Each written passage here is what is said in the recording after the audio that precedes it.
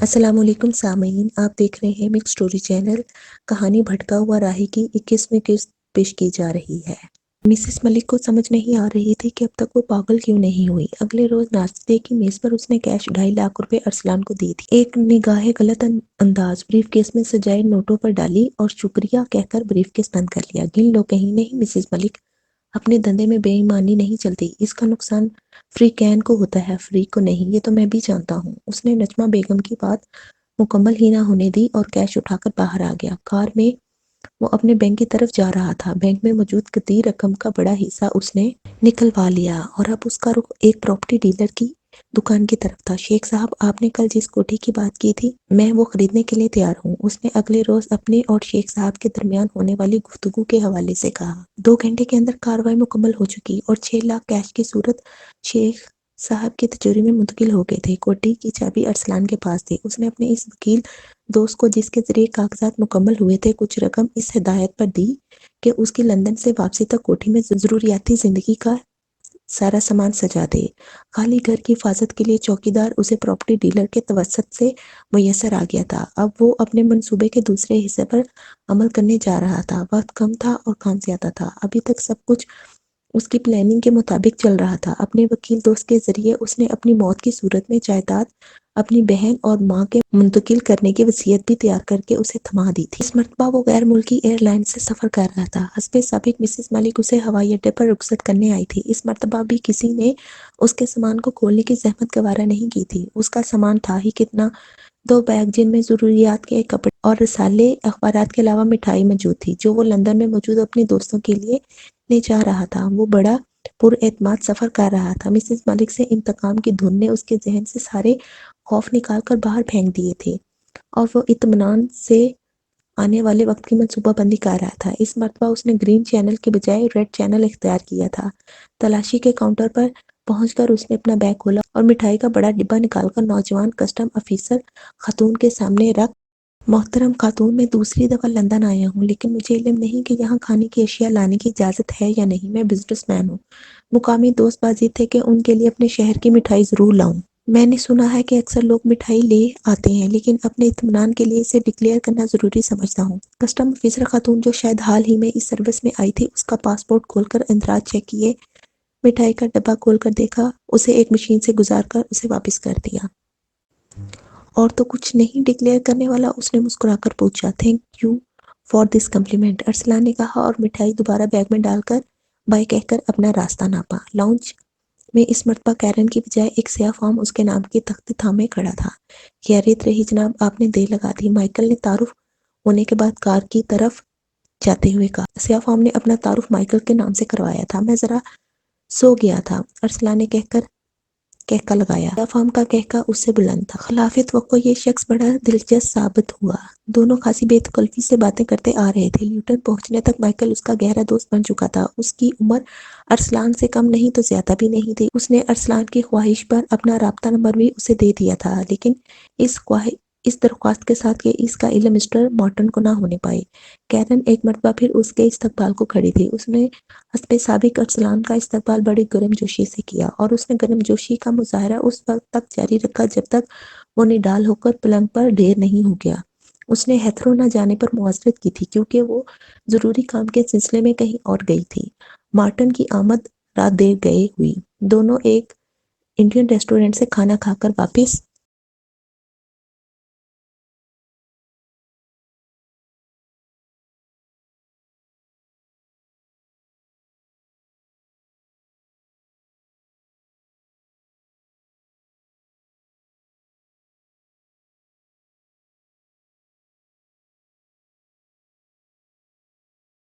اس کی ایک یہی پرانی عادت تھی جو اس نے نہیں چھوڑی تھی، ورنہ تو اس نے اپنی ماضی کے سارے حوالے ختم کر دیے تھے۔ ہیلو، اس نے گلا کھنکارتے ہوئے کہا۔ مسز ملک، آپ کا مال پہنچ گیا ہے، مجھے باقی پیمنٹ یہاں چاہیے۔ اس نے چھوٹتے ہی کہا۔ تمہیں کس نے باقی پیمنٹ دینے سے انکار کیا ہے؟ سلیم صاحب کل تمہیں مل لیں گے، وہ باقی ادائیگی کر دیں گے۔ ایسی بے ہودہ بات کے لیے ہی کیا تم نے فون کیا تھا؟ مسز ملک نے عجیب سے لہجے میں کہا۔ نہیں نجمہ بیگم صاحبہ، میں تو آپ کو ایک زبردست سرپرائز دینے جا رہا ہوں۔ آپ ہی نے کہا تھا کہ انسان گرنے پر آئے تو پھر گرتا ہی چلا جاتا ہے۔ مسز ملک، جنگ کا آغاز تم نے کیا ہے، اسے انجام تک میں پہنچاؤں گا، جانے اس کے اندر نفرت کا لاوا کب سے پک رہا تھا۔ مارٹن نے ابھی تک اس سے کوئی بات نہیں کی تھی، وہ صرف یہ اطلاع دینے آیا تھا کہ سلیم صاحب کل اس سے کسی بھی وقت ملیں گے۔ وہ گھر پر ہی موجود رہے۔ رات اس بنگلے میں کیرن اور ارسلان نے اکیلے گزاری تھی۔ ساری رات وہ کروٹیں بدلتا رہا۔ اس نے بہت بڑا جوا کھیلنے کا ارادہ کیا تھا۔ یہ اس کی زندگی کا جوا بھی ہو سکتا تھا، لیکن اب وہ اس کھیل کو ختم کرنے پر تل گیا تھا۔ جانے کس برے وقت نجمہ بیگم نے اس کی انانیت پر اتنا گہرا گاؤل لگایا تھا۔ صبح ناشتے کے بعد کیرن شاپنگ کرنے بازار چلی گئی اور وہ ٹی وی کے سامنے بیٹھ گیا۔ اس نے سجاول خان اور نجمہ بیگم کو ایک دوسرے سے ٹکرا دینے کا فیصلہ کر لیا تھا۔ اس کھیل میں اس کی جان بھی جا سکتی تھی، لیکن اب اسے اپنی جان کی پرواہ تھی ہی کب۔ دوپہر کے بعد سلیم خان بھی آ گیا۔ سجاول کی سلیم کے روپ میں یہ دوسری ملاقات تھی۔ اس نے بڑی گرم جوشی سے ارسلان سے مصافحہ کیا اور اسے ایک اور کامیاب پھیرا لگانے پر مبارکباد دی۔ ارسلان دل ہی دل میں اس کی بہادری سے بہت متاثر تھا۔ اتنا رسوائی زمانہ شخص جس کی تلاش دنیا بھر کی پولیس کو تھی، یہاں کتنے اطمینان سے بحروب بدلے بیٹھا تھا۔ کیا بات ہے بھائی، مسز ملک کو آپ سے شکایت کیوں رہنے لگی ہے؟ کیا معاملہ ہے؟ شاید ہم کوئی مدد کر سکیں۔ اس نے اچانک ہی ارسلان کو مخاطب کیا۔ اس کا مطلب تھا کہ مسز ملک نے اس سے بات کر دی ہے۔ اس نے سوچا اور پھر تیار ہو کر بیٹھ گیا۔ ان کی ناراضگی بالکل بجا ہے سلیم صاحب، اصل میں یہ اصول کی بات ہے اور اصولوں پر اختلاف ہو جایا کرتے ہیں۔ میں خود چاہتا تھا کہ آپ سے بات کروں، لیکن اس سے پہلے آپ نے چونکہ خود ہی اس طرف اشارہ فرما دیا تو مجھے حوصلہ ہوا، ورنہ آپ جیسے بڑے آدمی سے تو بات کرنے کی ہمت مجھ میں پیدا نہیں ہو رہی تھی۔ سجاول خان ٹکٹکی باندھے بڑے غور سے اس کا چہرہ دیکھ رہا تھا، شاید وہاں کچھ تلاش کر رہا تھا، لیکن ارسلان بھی کمال کا اداکار تھا۔ کیا مجال جو اس کی آنکھوں یا چہرے کے تاثرات سے سجاول خان کو کچھ بھی اندازہ ہو سکتا۔ بڑے ڈرامائی انداز میں اچانک ارسلان اپنی جگہ سے اٹھا اور ملحقہ کمرے سے دوسرا بیگ اٹھا لایا۔ اس نے بیگ سجاول خان کے سامنے رکھ دیا۔ کیا ہے یہ؟ سجاول خان کو الجھن سی ہونے لگی تھی۔ میرے اور مسز ملک کے درمیان ناراضگی کا سب سے بڑا سبب سلیم صاحب میں آپ کو جانتا ہوں اور مجھے نجمہ کی حیثیت کا بھی علم ہے۔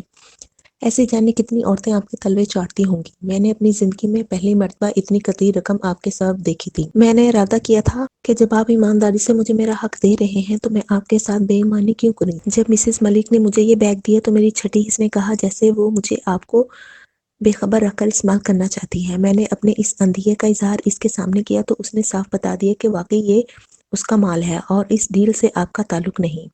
اس نے مجھے کہا ارسلان میں سجاول کی پارٹنر ہوں، کوئی غلام نہیں۔ وہ دراصل مجھے قربانی کا بکرا بنا کر اپنا الو سیدھا کرنا چاہتی ہے۔ اس نے مجھے یہ بیگ دے کر کہا ہے کہ اس مال کو فروخت کرنے کے لیے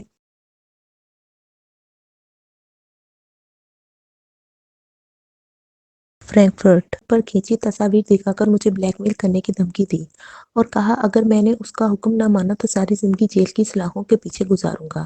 سلیم صاحب، میری جان تو عذاب میں پھنس گئی۔ دولت کس کو بری لگتی ہے، لیکن میں جانتا ہوں کہ آخر آپ جیسے شخص کو یہ عورت کب تک دھوکہ دے سکتی ہے۔ جب بھی بات آپ کے علم میں آئی وہ درمیان سے آرام سے نکل جاتی اور میں غریب قوم کا مارا جاتا۔ میں نے یہ فیصلہ کر لیا تھا کہ آپ کو بہرحال یہ بات بتا دوں گا۔ آج رات جب میں نے مسز ملک کو فون کیا تو اس نے مجھے تنبیہ کی کہ اس کی مرضی کے خلاف کوئی کام نہیں ہونا چاہیے، جس پر میں نے بھی سخت بات کہہ دی۔ اب خدا جانے میرا یہ عمل صحیح ہے یا غلط۔ میرے لیے تو جناب دونوں صورتوں میں موت ہی ہے، لیکن میں اتنا بیوقوف نہیں کہ آپ کو دھوکہ دینے کا تصور بھی کر سکوں۔ شاید میرے سچ بتا دینے سے آپ میرے متعلق بہتر رائے قائم کر سکیں۔ سجاول خان نے اس کی بات کا جواب دینے کی بجائے سگریٹ سلگایا اور اٹھ کر ٹہلنا شروع کر دیا۔ وہ کسی گہری سوچ میں مبتلا تھا، شاید کسی فیصلے پر پہنچنا چاہتا تھا۔ یہ ٹھیک ہے کہ نجمہ ملک سے اس کی جذباتی اور جسمانی وابستگی تھی، لیکن اسے اپنا بزنس سب سے بڑھ کر عزیز تھا، جس کے بل بوتے پر وہ اپنے ملک کا بے تاج بادشاہ بنا ہوا تھا۔ یہ عورت تو اس کی توقع سے بھی بڑھ کر مکار اور ہوشیار ثابت ہوئی تھی۔ اس نے تو اسمگلنگ کو بھی سیاست ہی سمجھ لیا تھا۔ اپنے سٹائل کے مطابق اچانک ہی وہ چلتے چلتے رک گیا اور گردن گھما کر ارسلان سے مخاطب ہوا۔ چند روز پہلے تمہیں کس نے اغوا کیا تھا؟ کیوں اغوا کیا تھا؟ ایک گوندا سا اس کے ذہن میں لپکا اور اس نے ایک لمحہ تردد کیے بغیر کہا، خان صاحب یہ بھی کوئی پوچھنے والی بات ہے؟ میں نے پچھلے 4-5 سال میں سوائے اپنے دشمنوں کی تعداد میں اضافہ کرنے کے اور ڈھنگ کا کوئی کام کیا نہیں۔ جانے مخالف طلبہ تنظیم کے لوگ کب سے اس موقع کے منتظر تھے۔ اس روز مجھے اکیلے پا کر انہوں نے قابو کر لیا اور میرے ساتھ وہی کیا جو ایک دشمن اپنے دشمن کے ساتھ کر سکتا ہے۔ اپنی دانش میں تو انہوں نے مجھے مار ہی ڈالا تھا۔ رات کو شاید کمپنی باغ میں پھینک گئے تھے، جہاں سے اٹھ کر میں پھر گھر واپس آ گیا۔ لیکن آپ یہ بات کیوں پوچھ رہے ہیں؟ میں نے اس حادثے کی خبر اخبارات کو نہیں دی۔ میں تو اسٹوڈنٹ پالیٹکس سے علیحدگی اختیار کر چکا ہوں۔ آپ جانتے ہیں جناب، اس میں سوائے ذلالت کے اور رکھا ہی کیا ہے؟ ملک صاحب کا اعلی کار بن کر جینا بھی پسند نہیں۔ جب خطرات کو سینے سے لگایا ہے تو پھر اپنی مرضی کی زندگی کیوں نہ جیوں؟ اس نے اپنی چرب زبانی کا زبردست مظاہرہ کر کے سجاوٹ خان جیسے بین الاقوامی اسمگلر کو بھی گڑبڑا کر رکھ دیا، اور وہ بھی چکرا کر رہ گیا تھا۔ سجاول خان سوچ رہا تھا کہ نجمہ نے اس کے ساتھ کتنا دھوکہ کیا ہے۔ پہلے اسے بیوقوف بنانے کے لیے ارسلان کے سیکیورٹی کے ہاتھوں اغوا کی کہانی گڑھ دی، اور یہ بھی کہہ دیا کہ سیکیورٹی والے اسے مار مار کر نجمہ بیگم کے دوسرے بزنس کی معلومات حاصل کرنے کی کوشش کرتے رہے۔ اس نے اپنے ذرائع سے ہر ممکن طریقے سے پتہ لگانے کی کوشش کی تھی کہ ارسلان کو کس نے اغوا کیا، اور اس کے ذرائع نے اس بات کی تصدیق کر دی تھی کہ اسے کسی سرکاری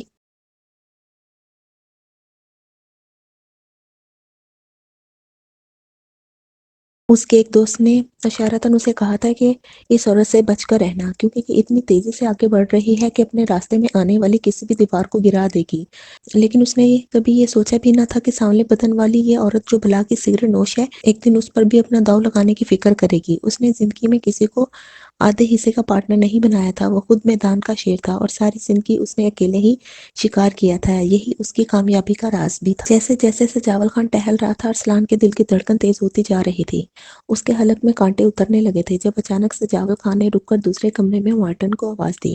اس نے میز پر رکھے بیگ کی طرف دیکھ کر مارٹن کو مخصوص اشارہ کیا، اور اس نے گردن ہلا کر بیگ کو کھولنا شروع کر دیا۔ تھوڑی دیر بعد ہی اس نے 5 تھیلیاں نکال کر میز پر رکھ دی تھیں، اور اب ایک تھیلی کھول کر اس نے انگلی سے اس میں مواد کو چیک کیا، پھر دوبارہ 5 تھیلیوں کے مواد کو چیک کر کے اثبات میں گردن ہلا دی۔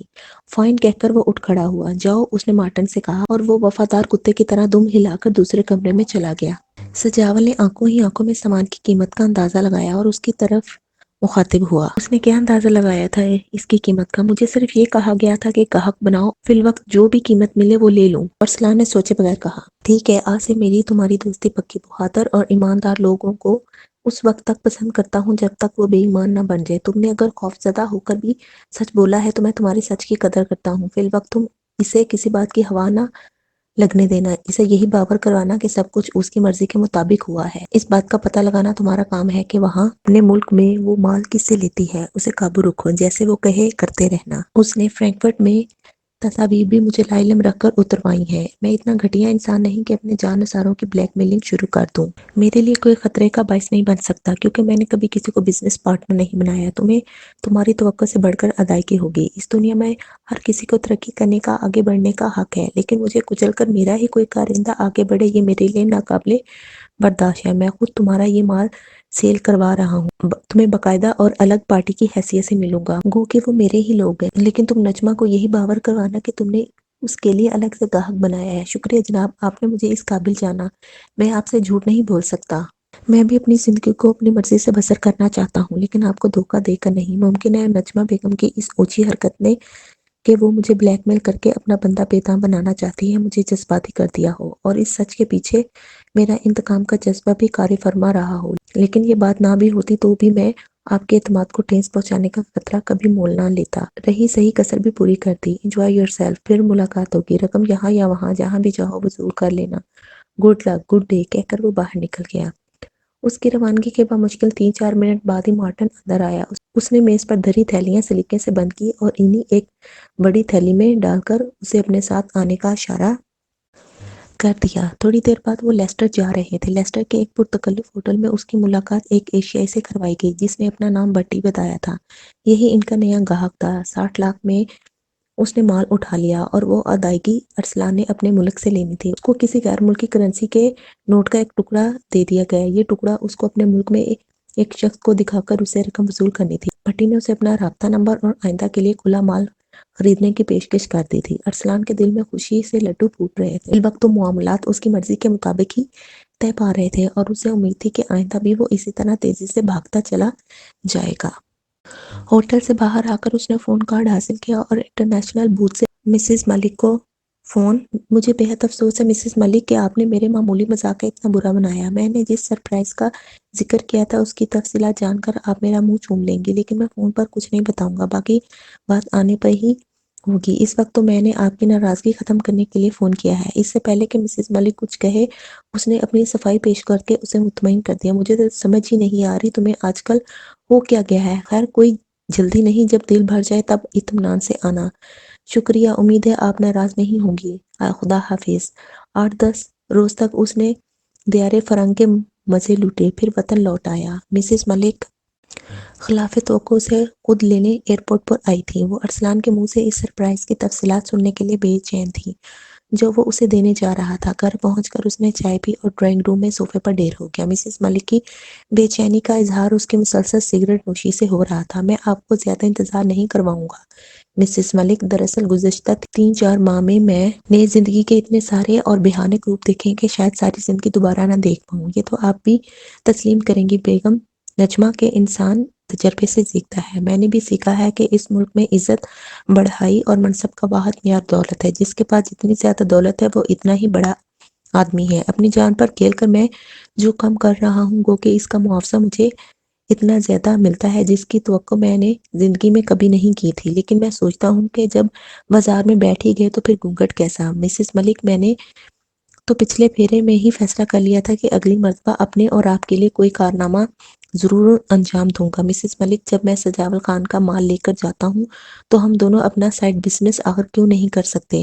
اس کی آڑ میں ہی صحیح، اور اس پر اصولاً اسے کوئی اعتراض بھی نہیں ہوگا، حالانکہ یہ معاملہ کبھی اس کے علم میں نہیں آئے گا۔ ٹھہریے ٹھہریے، اس نے نجمہ بیگم کو بے چینی سے کروٹ بدلتے دیکھ کر کہا۔ میری پوری بات سننے کے بعد ہی آپ کسی نتیجے پر پہنچ سکیں گی مسز ملک۔ میں اپنے ساتھ ہیروئن کی تھوڑی سی مقدار الگ سے بھی لے گیا تھا، اور کمال کی بات تو یہ ہے کہ میں نے سجاول خان اور اس کے کارندوں کو کانو کان خبر نہیں ہونے دی اور ایک الگ پارٹی سے کھڑی کر لی۔ مسز ملک، 10,000 روپے کے 10 لاکھ، آدھے آپ کے آدھے میرے، کیونکہ میں آپ سے پارٹنرشپ کے بغیر کوئی کام نہیں کروں گا۔ آپ کو غصہ تو آیا ہوگا جب اس مرتبہ میں نے آپ سے زندگی میں پہلی مرتبہ اس طرح پیسوں کی بات کی۔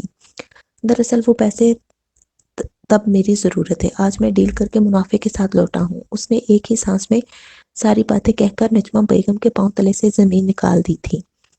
ہوس کی ماری نجمہ بیگم کی آنکھوں میں ایسی پٹی بندھی تھی کہ اسے پھر ساون کے اندھے کی طرح ہر طرف ہرا ہی ہرا دکھائی دینے لگا۔ لیکن ارسلان، خطرہ بہت ہے، اگر کبھی سجاول کو علم ہو گیا تو وہ بڑا ظالم آدمی ہے، اس نے اتمام حجت کے لیے کہہ دیا۔ چھوڑیے نجمہ صاحبہ، اولاً تو آپ کے زلفوں کے اسیر کی جرت نہیں کہ آپ کی طرف آنکھ اٹھا کر بھی دیکھے، پھر اسے علم ہوگا ہی کیوں، اور اگر ہوا بھی تو بے فکر رہیے، میں مرتا مر جاؤں گا، آپ کا نام کبھی زبان پر نہیں لاؤں گا۔ اپنی بات کے خاتمے پر اس نے خاصی بے تکلفی کا مظاہرہ کر دیا۔ گدھے کہیں کے، یہ یورپ نہیں، خیال رکھا کرو۔ نجمہ بیگم نے آہستگی سے اسے خود سے الگ کرتے ہوئے کہا۔ چڑیا اس کی اسکیم کے عین مطابق اس کے جال میں پھنس گئی تھی۔ اب میں دیکھوں گا کہ مسز ملک کے کون کسے بلیک میل کرتا ہے۔ وہ دل ہی دل میں مسکرا دیا۔ صبح اس نے نجمہ ملک سے تفصیلاً ساری بات کی تھی اور اسے بتایا تھا کہ اگر 1-2 کامیاب چکر بھی لگ گئے تو وہ دونوں ہی کروڑ پتی بن جائیں گے۔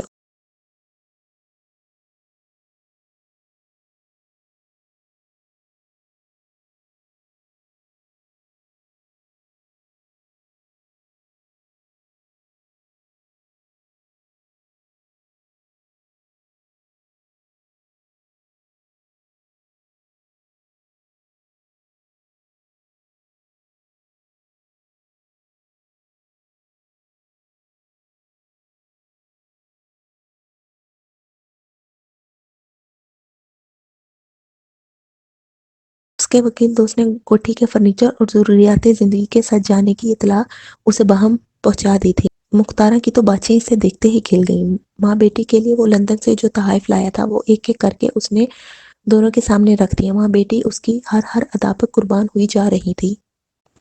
بی بی، ابھی اصلی چیز تو تم نے دیکھی ہی نہیں، آؤ میرے ساتھ۔ اس نے ماں بیٹی کو اشارہ کیا۔ کہاں؟ ابھی بتاؤں گا نہیں، بس دیکھو گی تو یقین نہیں آئے گا۔ حیران ماں بیٹی کو اس نے گاڑی میں بٹھایا اور سیدھا اپنی کوٹھی پر لے آیا۔ چوکیدار نے اس کی شکل پر نظر پڑتے ہی دروازہ کھول دیا۔ مختارہ کی تو آنکھیں حیرت سے کھلی کی کھلی رہ گئیں۔ بہو ارسلان، یہ ہمیں کہاں لے آئے ہو؟ اس نے شاندار سامان تاج سے سجے سجائے ڈرائنگ روم کے قیمتی صوفے پر بیٹھتے ہوئے کہا۔ میں نے کہا تھا نا بی بی، ذرا صبر کرو، سارے دھونے دھو دوں گا۔ بی بی، یہ میرا گھر ہے، بلکہ میرا نہیں تمہارا۔ ہاں، یہ اب تمہارا گھر ہے۔ مختارہ حیرت سے اس کی شکل دیکھ رہی تھی۔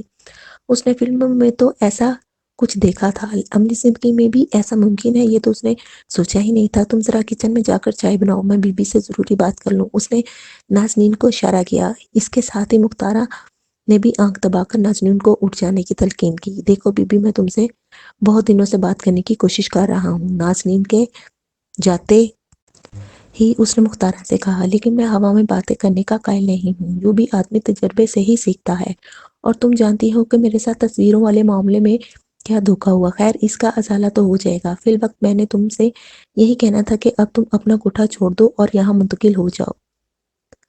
10,000 روپے مہینے کا خرچ بندھا ملتا رہے گا، وہاں بازار میں مکان کرائے پر چڑھا دو۔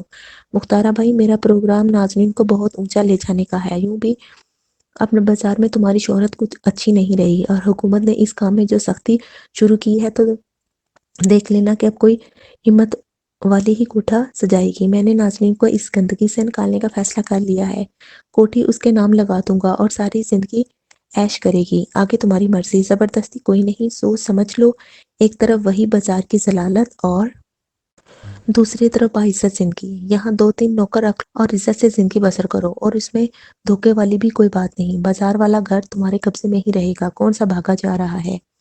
اس نے پوری تیاری اور ہوشیاری کے ساتھ سنہری جال اس بوڑھی مچھلی پر پھینک دیا، اور مختارہ اس جال میں پھنس گئی۔ حالات نے ارسلان کو بڑا ماہر نفسیات بنا دیا تھا، اس نے دیکھ لیا کہ وہاں مختارہ کا بزنس نہ ہونے کے برابر رہ گیا ہے، یوں بھی اب بازار صرف نام کا ہی بازار رہ گیا تھا۔ رات بھر میں بمشکل 2 گھنٹے بازار کھلتا تھا، اس درمیان پولیس کی اتنی نفری وہاں ہوتی تھی کہ عام آدمی تو وہاں جاتے ہوئے بھی خوفزدہ رہتا تھا۔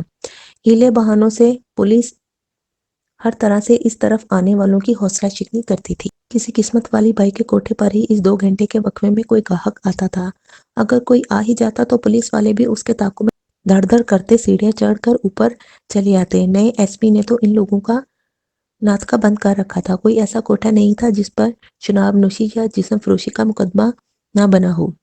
کنجروں نے ہڑتال کر کے دیکھ لی تھی، رشوت اور اثر و رسوخ آزما لیا تھا، اپنے تمام ذرائع استعمال کر کے دیکھ لیے تھے۔ سمجھدار بائیاں اپنے کوٹھے کرائے پر چڑھا کر شہر کی نئی آبادیوں میں رہن بسرا کر رہی تھیں، اگر کوئی چوری چھپے جسم فروشی کا دھندا کر رہی تھی تو اس کا گزارا تو ممکن تھا، لیکن خاندانی طوائف پر برا وقت آیا تھا، اور صرف ناچ گانے سے اب زندگی کی گاڑی گھسیٹنے کی کوئی صورت نظر نہیں آتی تھی۔ یہ سارے حالات مختارہ بائی جیسی گاہک اور زمانہ ساز طوائف کی نظروں سے اوجھل نہیں تھے، اور نئے حالات میں اب وہ خاندانی تماش بین بھی کم ہی نظر آتے تھے جو اس کی صاحبزادی کے گانے سے ہی دل بہلانے چلے آتے تھے۔ وہ دیکھ رہی تھی کہ بازار کی سیانی بائیاں جیسے ہی کوئی کام کا گاہک ملتا ماہوار پر اپنی بچیوں کو ان کے ہاں بٹھا رہی تھیں۔ ارسلان کی پیشکش شاندار تھی، اگر کوئی وسوسہ اس کے دل میں تھا تو وہ ماضی کے حوالے سے، لیکن وہ بھی ارسلان نے ثابت کر دیا، اس نے جان بوجھ کر دھوکہ نہیں دیا تھا بلکہ وہ خود دھوکے میں مارا گیا۔ اس نے بڑی سوچ بچار کے بعد ارسلان کی پیشکش قبول کی، اور 5-6 روز میں اپنا بوریا بستر سمیٹ کر دونوں ماں بیٹی یہاں منتقل ہو گئیں۔ 2 نوکر ان کی خدمت کے لیے موجود تھے، کوٹھا اچھے کرائے پر اٹھ گیا تھا، بازار والوں کو اس نے اپنے نئے ایڈریس سے ابھی آگاہ نہیں کیا تھا۔ اب ارسلان کے کھیل کا دوسرا سین شروع ہونے والا تھا، وہ اپنا زیادہ تر وقت اب اپنے گھر ہی میں بسر کرتا تھا۔ ملازموں کے نزدیک ان کی حیثیت ایک خاندان کی سی تھی، یوں بھی کوئی بہت زیادہ سمجھدار ملازم نہیں تھے کہ ان کی تحقیق کرتے پھرتے، وہ اپنے کام سے کام رکھتے تھے۔ لندن میں بھٹی کے پاس جو مال اس نے فروخت کیا تھا وہ رقم اسے یہاں وصول ہو گئی تھی، جسے اس نے کمال ہوشیاری سے مختلف کمپنیوں میں سرمایہ کاری کی نظر کیا تھا۔ اب وہ بجا طور پر خود کو کروڑ پتی کہلا سکتا تھا۔ اس روز جب اس نے مسز ملک سے اگلے چکر کی بات کی تو جیسے بلی کے بھاگ کو چھنکا ٹوٹا۔ مسز ملک کو ابھی تک سجاول خان کی طرف سے کوئی ایسا تاثر نہیں ملا تھا جس سے وہ اندازہ کر سکتے کہ سجاول خان اس کے تئیں بدظن ہو گیا ہے۔ اس مرتبہ اس نے یہ ضرور کہا تھا کہ ارسلان سے کہو تھوڑا انتظار کرے، لیکن اس اطلاع نے کہ وہ کسی دوسرے پاسپورٹ پر سفر کر رہا ہے اسے مطمئن کر دیا تھا۔ اور اپنے مال کی فکر بھی ابھی سے کیجیے، اس نے مسز ملک سے کہا۔ ہاں، تم آج شوقے سے مل لو، سارا بندوبست وہ کر دے گا، مسز ملک نے جواب دیا۔ اس مرتبہ 2 بیگ تیار ہوں نجمہ صاحبہ۔ کیوں؟ ابھی آپ یہ بات نہ پوچھیں، صرف میرا کام دیکھیں، میں زیادہ عرصہ اس دھندے میں نہیں رہنا چاہتا، میں نہیں چاہتا کہ اس حوالے سے شہرت کماؤں، دولت کی البتہ الگ بات ہے۔ ارسلان ذرا سنبھل کر چلنا، مسز ملک نے اس سے مزید پوچھ گچھ مناسب نہ جانا۔ اگلے روز وہ شہر کے دوسرے بڑے اور بدنام ہیروئن فروش شوقے کے ڈیرے پر پہنچ گیا۔ دونوں بیگ اس کی مرضی کے مطابق تیار ہو گئے تھے اور وہ بڑی سرعت سے دوسرے انتظامات مکمل کر رہا تھا۔ ابھی تک شومئی تقدیر سے اس کا ہر پتہ سیدھا پڑ رہا تھا۔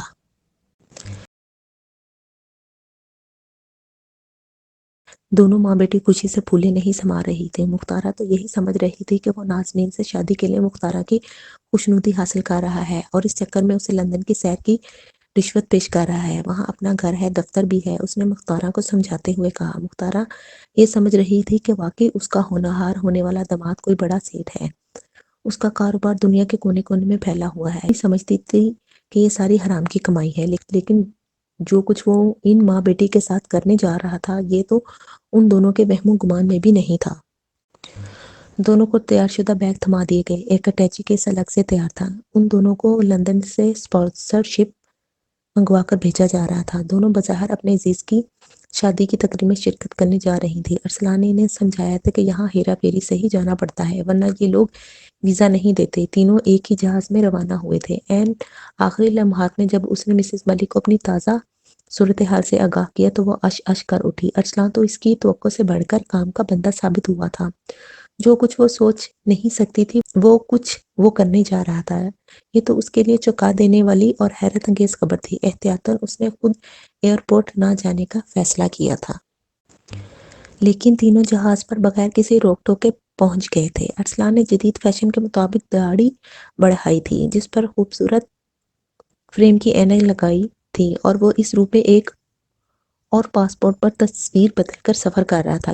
کیا مجال جو اس کی بدلی ہوئی حالت کی طرف ایک لمحے کے لیے بھی مختارہ کا خیال گیا ہو۔ ایمسٹرڈیم تک انہوں نے اپنی آمنے سامنے کی سیٹ پر بیٹھی فیملی سے اچھی خاصی دوستی کر لی تھی۔ لوگوں کو لبھانے کے انداز تو ماں بیٹی کو خوب آتے تھے۔ ایمسٹرڈیم پر ٹرانزٹ میں پہنچ کر اس نے دونوں کو دکھانے کے لیے ایک جعلی فون کیا، پھر منہ لٹکائے واپس آ گیا۔ بی بی تم آدھ گھنٹے میں لندن پہنچو، میں شام تک آؤں گا، بے فکر رہنا، گھبرانا نہیں، وہاں تمہیں لینے کے لیے میزبان آئے ہوں گے۔ اچھا اب چلو، وہاں تمہارے نام کی تختی لیے کوئی کھڑا ہوگا، گھبرانا نہیں ہاں۔ اس سے پہلے کہ انہیں کچھ سمجھ آتی جہاز کی روانگی کا اعلان ہونے لگا۔ بھائی صاحب مجھے ایک ایمرجنسی کی وجہ سے یہاں 2 گھنٹے رکنا پڑے گا، آپ برائے مہربانی میری مسز اور ان کی مدر کو ہیتھرو پر گائیڈ کرتے رہیں۔ اس نے مختارہ کے کچھ کہنے سے پہلے ہی اپنے ہم سفر سے کہا، آپ گھبرائیں نہیں آنٹی، ہم ہیں نا، ہمارے ساتھ ہی چلیں، بلکہ آپ ہمارے مہمان رہیں پلیز، ہمیں خوشی ہوگی۔ ہم سفر نوجوان خاصا ہمدرد دکھائی دے رہا تھا۔ اچھا بیٹا لیکن جلدی آ جانا، نازنین کا دل بہت گھبرائے گا۔ مختارہ نے گھبراہٹ میں ہتھیار ڈال دیے کیونکہ ہم سفر نوجوان نے اسے چلنے کے لیے کہنا شروع کر دیا تھا۔ خدا حافظ، اس نے نازنین کی طرف مسکراتے ہوئے دیکھ کر کہا جس کے چہرے پر ہوائیاں اڑ رہی تھی۔ خدا حافظ، نازنین نے زبردستی چہرے پر مسکراہٹ سجائی۔ دونوں ماں بیٹی جہاز کی طرف جا رہی تھی اور ارسلان امیگریشن کی طرف۔ انہیں اس بات کی سمجھ ہی نہ آ سکی کہ اس کی بکنگ ہی ایمسٹرڈیم تک تھی، یہاں سے اس نے دوسرا سفر اختیار کرنا تھا۔